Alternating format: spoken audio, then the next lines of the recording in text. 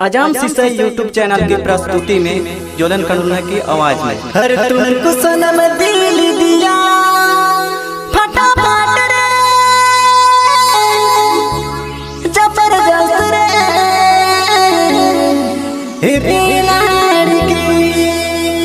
आपने मन सुना थी सोनू हासमी टोटोकर प्रस्तुति।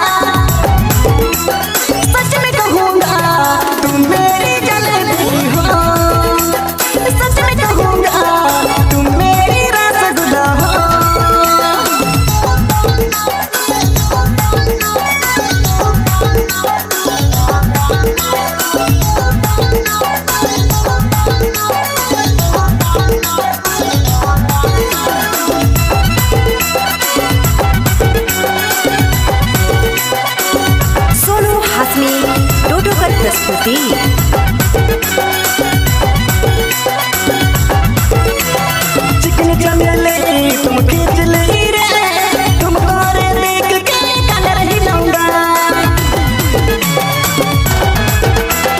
चिकन चमेली तुम खींच ली रे, तुमको रे देख के कलर हिलाऊंगा।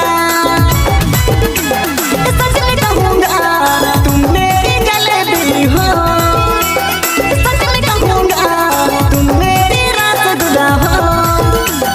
तुमको सनम दिल दिया फटाफट रे जबरदस्त रे, कैसे कहूँ तुमको रे तेरे पीछे मैं पड़ा रे। हर तुर जलवा से दिल फटेला, हर तुर जलवा से कल जहिलेला। सच में कहूँगा तुम मेरे जलेबी हो, सच में कहूँगा तुम मेरी रसगुल्ला हो। सोनू हासमी टोटोकर प्रस्तुति।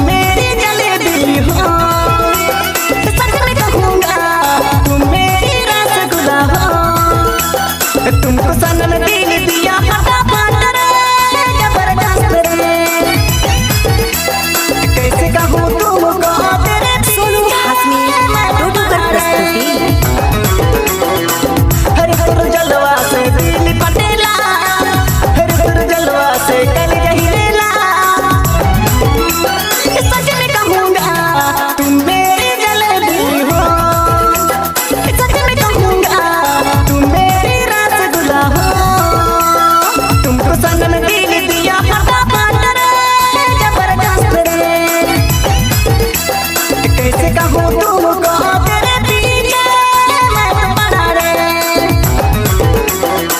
हर तुर जलवा से दिल पटेला, हर तुर जलवा से कल रही लेला। सच में कहूँगा तुम मेरी जलेबी हो, सच में कहूँगा तुम मेरी रसगुल्ला हो, सच में कहूँगा तुम मेरी जलेबी हो, सच में कहूँगा तुम मेरी रसगुल्ला हो। सोनू हाशमी टोटोकर प्रस्तुति। आजाम सिस्टम यूट्यूब चैनल की प्रस्तुति में जोलन कनुना की आवाज में।